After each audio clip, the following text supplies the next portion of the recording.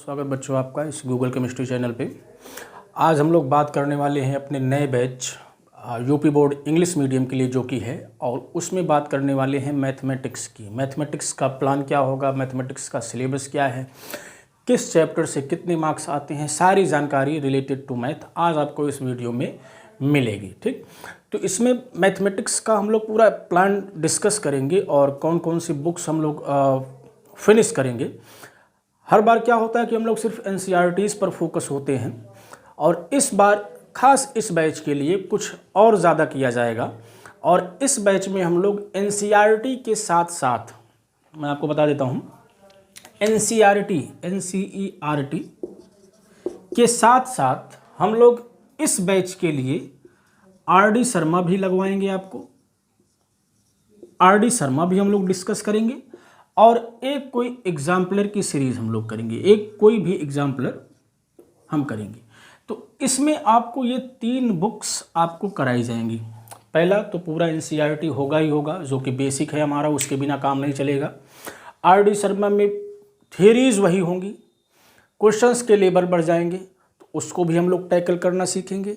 और उसके बाद मार्केट में जो भी एग्जाम्पलर फेमस होगा, जिसमें बहुत सारे प्रॉब्लम्स हो गए, उसको भी हम लोग सॉल्व करेंगे। तो ये 3 चीज़ें हम लोगों को फिनिश करनी है इस सेशन के लिए, 2023-24 सेशन के लिए। तो ये 3 बुक्स आप ज़रूर अपने पास रखेंगे जब भी मैथमेटिक्स पढ़ेंगे।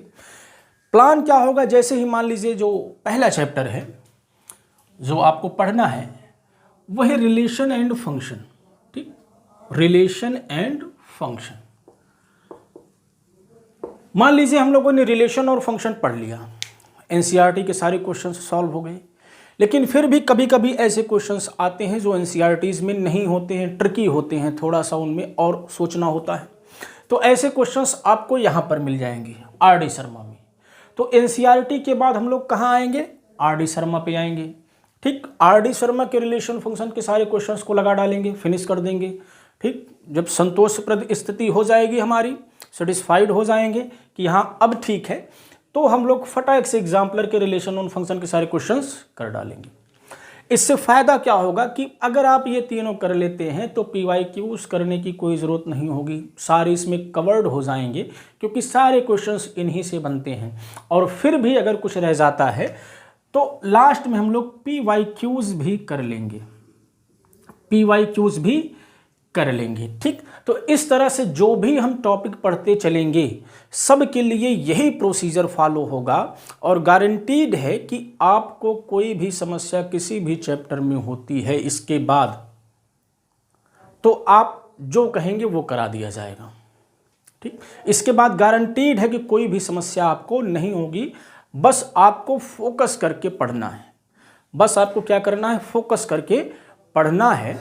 अब समय है अभी आपके पास, बैच शुरुआत हो जा रही है, होली आने वाला है। ठीक, तो होली में आप एंजॉय करेंगे, इसके बाद आप रिलैक्स होके धीरे धीरे पढ़िए। वो कबीर जी की जो पंक्ति है कि दुख में सुमिरन सब करें, सुख में करे न को, और जो दुख में सुमिरन करे तो जो सुख में सुमिरन करे तो दुख काहे हो। मतलब जब कठिनाई आती है तभी सब घबराते हैं, वो काम आपको नहीं करना है। आपको शुरुआत से ही धीरे धीरे थोड़ा थोड़ा पढ़ते हुए चलना है, चीज़ों को क्लियर करते हुए चलना है। जब आप खाली समय में रिलैक्स होकर पढ़ते हैं तो आप किसी भी टॉपिक पर थोड़ा ज़्यादा सोच पाते हैं, फ्री माइंड से सोच पाते हैं, और तब चीज़ें सीधा घुसती हैं, सीधा। और जब आप एग्ज़ाम पीरियड में प्रेशर में पढ़ते हैं तो क्या होता है कि चीज़ें समझ में आए या ना आए, आप रटने पर ज़्यादा ध्यान देते हैं, जल्दी जल्दी ये टॉपिक क्लियर हो जाए, जो कि बहुत बेनिफिशियरी नहीं है। जो आप ऐसी पढ़ाई आपके फ्यूचर में भी काम आपको नहीं आती है, क्योंकि एग्ज़ाम बाद सारे ही नल हो जाते हैं, नल सेट हो जाता है पूरी पढ़ाई का। तो आपको अभी से धीरे धीरे थोड़ा थोड़ा डेली पढ़ना है। आधे घंटे ही पढ़ना है, आधे घंटे ही आप रोज़ मैथ्स पढ़ते हैं, जो आपको 1 घंटे पढ़ाया जाएगा, आप 15 मिनट 20 मिनट आप उसको रिवाइज में मार देंगे तो चीज़ें एकदम से बैठती हुई चली जाएंगी, कंसेप्चुअल क्लियरिटी बनती चली जाएगी। तो इस हिसाब से आपको ये पढ़ाया जाएगा। ठीक, और इसी हिसाब से आपको पढ़ना भी है, तभी आप रिजल्ट दे पाएंगे बढ़िया। ठीक, तो आइए हम लोग अब बात कर लेते हैं कि कौन कौन से आपको टॉपिक्स पढ़ने हैं और कौन से टॉपिक्स ज़्यादा इम्पॉर्टेंट होंगे। इम्पॉर्टेंट तो सभी हैं, पढ़ने सभी ही हैं। अभी से आप कुछ छाटेंगे नहीं कि ये इम्पॉर्टेंट है, इसको पढ़ेंगे, इसको नहीं पढ़ेंगे। अभी आपको ये करना है कि पूरा पढ़ना है, ये आपको समझ के चलना है। फिर भी मार्क्स डिस्ट्रीब्यूशन के हिसाब से हम चीज़ों को अलग कर लेते हैं, कैटेगराइज कर लेते हैं कि किस पर हमें ज़्यादा फोकस करना है। क्योंकि कभी कभी कठिनाई ये भी होती है कि हम ऐसी चीज़ों पर ज़्यादा मेहनत कर देते हैं जिनकी उतनी ज़रूरत होती नहीं है, तो वो वेस्टेज ऑफ टाइम हो जाता है और उस रेशियो में रिजल्ट नहीं आता है।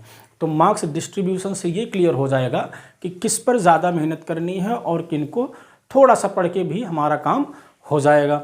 ठीक, तो इसमें जो सबसे पहला चैप्टर है या पहला स्लैब कहें वह है रिलेशन एंड फंक्शन, और इसी के साथ आपका एक और चैप्टर एडजॉइन रहेगा, इनवर्स ट्रिग्नोमेट्री। क्या एडजॉइन रहेगा? Inverse trigonometry.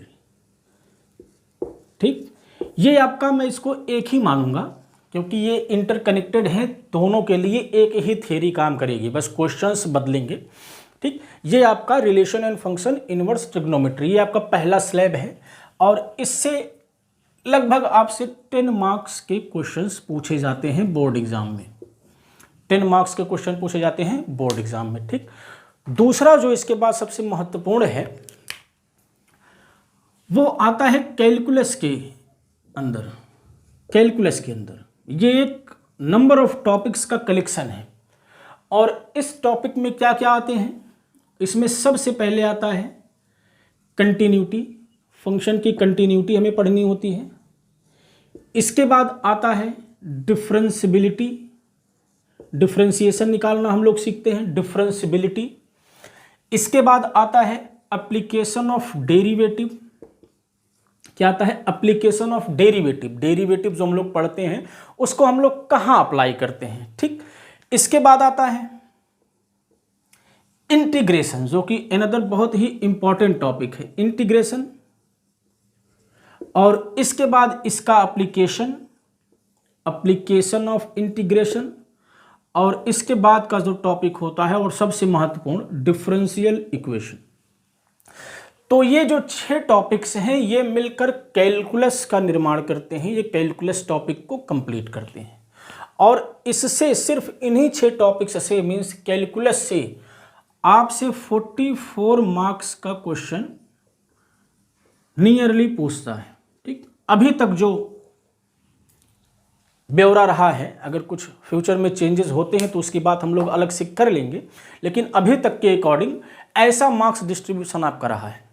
रिलेशन और फंक्शन से आपसे 10 मार्क्स के पूछ लेंगे, इनवर्स ट्रिग्नोमेट्री उसमें मिक्सअप करके, और कैलकुलस के इन 6 टॉपिक्स से जो कि आपको पढ़ने ही पढ़ने हैं और इनमें ही आपको मेनली मेहनत करनी है। बाकी जो चैप्टर्स इसके पहले हमने बताया, इसके बाद जो बताऊँगा उनमें आपको उतना मेहनत नहीं करनी पड़ेगी जितना आपको इन 6 टॉपिक्स पर करना है। तो ये कहा जा सकता है कि they are the heart of the intermediate's mathematics. In fact calculus is the heart of the all overall mathematics. तो इन चीज़ों पर आपको ज़्यादा ध्यान देना है। ठीक, इसके बाद जो चैप्टर है, अगर हम लोग बात करें,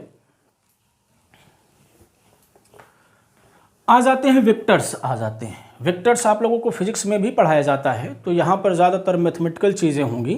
तो इसके बाद जो आता है वेक्टर अलजेब्रा। वेक्टर्स को कैसे जोड़ा जाता है, वेक्टर्स को कैसे घटाया जाता है, वेक्टर लॉ ऑफ एडिशन क्या होता है ना, पैरेललोग्राम लॉ क्या होता है, काफ़ी चीज़ें इसमें हैं। तो अगर आप यहाँ से भी वेक्टर सीख लेते हैं तो फिजिक्स में भी आपको कोई भी समस्या नहीं होगी। ठीक, वेक्टर अलजेब्रा। और फिर इसी का एप्लीकेशन होता है 3 डायमेंशनल ज्योमेट्री। 3 डायमेंशनल ज्योमेट्री, और इसमें हम लोग मेनली स्ट्रेट लाइन और प्लेन पढ़ते हैं। क्या पढ़ते हैं? Straight line and plane. ठीक, और फिर से सिर्फ यही 2 टॉपिक्स मिलाकर आपसे 17 मार्क्स का पूछता है, 17 मार्क्स का। ठीक, तो ये भी एक दूसरा बड़ा टॉपिक है और दूसरा सबसे महत्वपूर्ण टॉपिक है कैलकुलस के बाद, आफ्टर द कैलकुलस, क्योंकि कैलकुलस ही 44 मार्क्स का लगभग आएगा और 17 ये, तो 44 और 10 54 एंड 7 61 मार्क्स आपको सिर्फ 2 टॉपिक से मिल जाएंगे, कैलकुलस और 3 dimensional geometry and vector algebra. तो देख सकते हैं कि ये दोनों कितने इंपॉर्टेंट हैं। 61 मार्क्स यहाँ से आ गए, और रिलेशन फंक्शन इनवर्स ट्रिग्नोमेट्री से हम लोग 10 कर दिए हैं, तो 71 मार्क्स सिर्फ आप 3 टॉपिक से पा रहे हैं। 3 टॉपिक, सिर्फ 29 नंबर बचता है। और वो कौन कौन से हैं? इसके बाद जो टॉपिक आता है वो है लीनियर प्रोग्रामिंग प्रॉब्लम, LPP बचता है, और प्रोबेबिलिटी बचता है।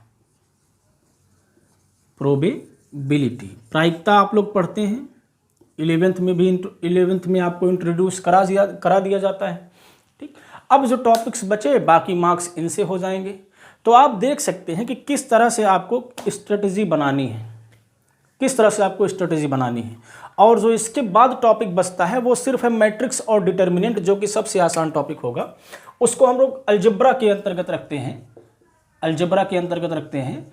2 टॉपिक्स हैं, मैट्रिक्स क्या होते हैं, इनको जोड़ना घटाना, और डिटर्मिनेंट निकालना, डिटर्मिनेंट निकालना। ठीक, यहां से आपसे सिर्फ इससे 13 मार्क्स के क्वेश्चन आ जाएंगे, सिर्फ 13 मार्क्स के क्वेश्चन आ जाएंगे।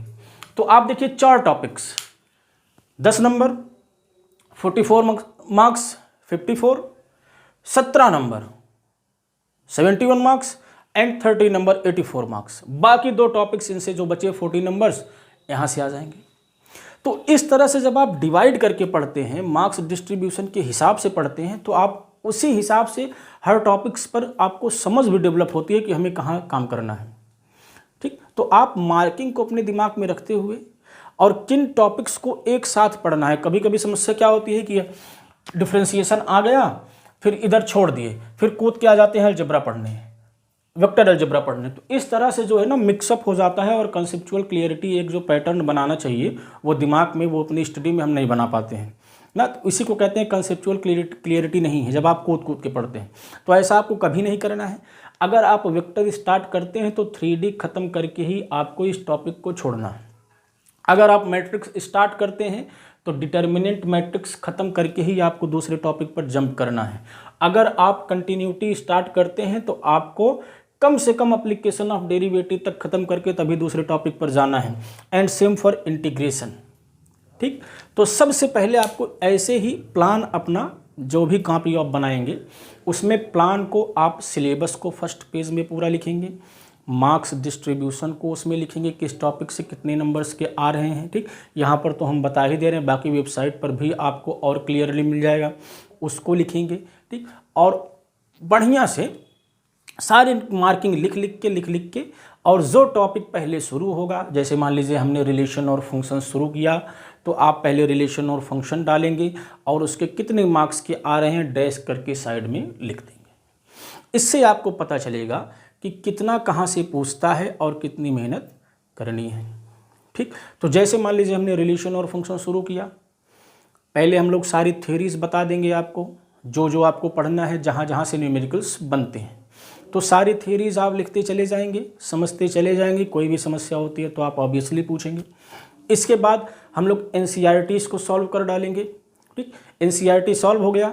अब ऐसा भी होगा कि NCERT के क्वेश्चंस जो हैं RD शर्मा में कोई कोइंसाइड करेंगे, मैच करेंगे, तो उनको छोड़कर जो नहीं मिलता है NCERT में और RD शर्मा में मिलता है उसको हम लोग एक तरफ से पूरा कर डालेंगे। और उसके बाद हम लोग एग्जाम्पलर का पूरा रिलेशन फंक्शन से रिलेटेड कर डालेंगे, और उसके बाद PYQs रिलेशन फंक्शन से रिलेटेड कर डालेंगे। अब सोचिए 4 स्टेजेस में हम लोग पढ़ाई करेंगे एक टॉपिक पर, और अगर आप इस तरह से पढ़ जाते हैं तो गारंटीड है कि आपको कोई भी समस्या, जो टॉपिक्स ख़त्म होते चलेंगे, आप में एक कॉन्फिडेंस बिल्डअप होता चला जाएगा। और हमें नहीं लगता है कि इसके बाहर से कुछ भी आपसे पूछ सकता है वो, और पूछता भी है तो आप में इतनी समझ ज़रूर डेवलप हो जाएगी कि आप उन क्वेश्चंस को भी बना ले जाएंगे। ठीक, तो ये हमारा मोटो होगा कि मैं ये नहीं कहूँगा मैं जो पढ़ा दूंगा वही आ जाएगा, ऐसा नहीं ना, गारंटीड नहीं है। लेकिन हाँ, जो भी यहाँ नहीं पढ़ाया जाएगा फिर वो कहीं भी आएगा भी नहीं, ये भी गारंटी है। मीन्स आपको जो यहाँ मिलेगा, हो सकता है वो आपको कहीं और भी मिल जाए, लेकिन जो यहाँ नहीं मिलेगा वो आपको कहीं भी नहीं मिलेगा। इस आशा और उम्मीद के साथ हम लोग अपना नया सेशन शुरू करेंगे जब भी क्लासेस स्टार्ट होती हैं। और जो सबसे पहला टॉपिक हम लोगों का होगा, आप थोड़ा सा वेल प्रिपेयर्ड रहेंगे, थोड़ा सा पढ़ेंगे। नहीं भी समझ में आता है तो किताबों को आप सिर्फ ऐसे ही रीडिंग कर डालेंगे कि इसमें क्या पढ़ना है ना, थोड़ा थोड़ा वर्ड्स से कनेक्टेड हो जाएंगे, क्योंकि पढ़ने की भी तैयारी करनी पड़ती है ऐसा नहीं होता कि सीधा क्लास में पढ़ना होता है, पढ़ने की तैयारी करनी होती है। वो तैयारी क्या होती है कि हमें क्या पढ़ना है, हम क्या पढ़ने जा रहे हैं, इसके लिए कंटेंट्स कहाँ दिए हुए हैं, सबको कलेक्ट कर लें और एक नज़र में पूरा देख लें कि हाँ क्या पढ़ना है। समझ में आए या ना आए वो मैटर नहीं है, लेकिन फिर भी जब आप चीज़ों को एक बार देखे रहते हैं और टीचर उसका नाम लेता है तो फट से कनेक्ट हो जाता है। चीज़ें कम कम भी समझ में आती हैं लेकिन आप कनेक्ट कर ले जाते हैं तो मज़ा आता है। ठीक, तो ऐसे आपको कनेक्टिविटी बना के पढ़ना है। थोड़ा सा पढ़ने आने से पहले आप थोड़ा सा पढ़ के आएंगे, क्लास में कंसंट्रेट होकर पढ़ेंगे और जब पढ़ा के छोड़ा जाएगा तो तुरंत ही 10-12 मिनट का आप एक रिकॉल मार देंगे। अगर ऐसा ही बस आधे घंटे पौन घंटे आपको डेली देना है जो पढ़ाया जा रहा है, उसके अलावा 15 मिनट पढ़ के आइए, 15 मिनट बाद में पढ़िए, तो गारंटीड है कि आपको कोई भी समस्या नहीं होने वाली है मैथमेटिक्स में। ठीक, तो पहला टॉपिक जो हम लोग शुरू करेंगे वो क्या होगा, रिलेशन होगा। वो क्या होगा, रिलेशन होगा। ठीक, तो आपसे मैं उम्मीद करूंगा कि जो भी टॉपिक्स यूट्यूब पर पड़े हुए हैं, गूगल केमिस्ट्री चैनल पर रिलेशन एंड फंक्शन कई बार पढ़ाया गया है। ठीक, तो डेमो की तो आपको ज़रूरत नहीं है, डेमोज वहाँ पर पड़े हुए हैं। रिलेशन और फंक्शन कई बार पढ़ाया गया है। आप एक बार एनसीईआरटी पढ़ें, अगर समय मिलता है, ज़रूरी नहीं है, तो आप थोड़ा सा उसको वीडियोस को भी देख लें, तो आप देखेंगे जैसे ही मैं बताऊंगा आप लोग आगे आगे बताएंगे, आपको पहले से ही क्लियर हो जाएगा। ठीक, और जब इस तरह से क्लियर होगा तो मज़ा आ जाएगा और आपको भी मज़ा आएगा, हमको भी मज़ा आएगा, क्योंकि आप लोग अच्छा रिजल्ट देंगे और आपका रिस्पांस भी अच्छा होगा। ठीक, तो इसी आशा और उम्मीद के साथ हम लोग इसको यहीं पर फिनिश करते हैं। आई होप हमने आपको चीज़ें क्लियर कर दी होंगी कि हम लोगों को क्या पढ़ना है, किस पर कितना मेहनत करना है, कौन कौन सी बुक्स हम लोग पढ़ेंगे, क्या स्ट्रेटेजी होगी साल भर की, और सबसे महत्वपूर्ण जो दोहा हमने बताया उसको आप याद रखिएगा। ठीक, क्या, दुख में सुमिरन सब करें सुख में करे न कोई, और जो सुख में सुमिरन करे तो दुख काहे हो। तो अभी से आपको प्रेशर को रिलीज़ करके फ्री माइंड से चीज़ों को पढ़ते चलना है और हर टॉपिक्स पर थोड़ा सा सोचना सीखना है। ऐसा नहीं हमने बता दिया रिलेशन ये होता है आप रट लिए, रिलेशन होता है ऐसा, ऐसा ही क्यों होता है, किसी और तरीके से क्यों नहीं होता है, क्या सोचकर ऐसे ही डिफ़ाइन किया गया होगा। अब ये सब चीज़ें अभी आप सोच सकते हैं, एग्ज़ाम का प्रेशर आ जाएगा, एग्ज़ाम आ जाएगा, वो नज़दीक आ जाएगा तो आप ये सब नहीं सोच पाएंगे। ठीक, तो इसीलिए अभी से आप लोग स्टडी स्टार्ट करेंगे। So thanks for today. मिलेंगे हम लोग जोश और जुनून के साथ अगले अपने प्रीवियस लेक्चर में। ठीक, प्रीवियस लेक्चर में, नेक्स्ट लेक्चर में। ठीक।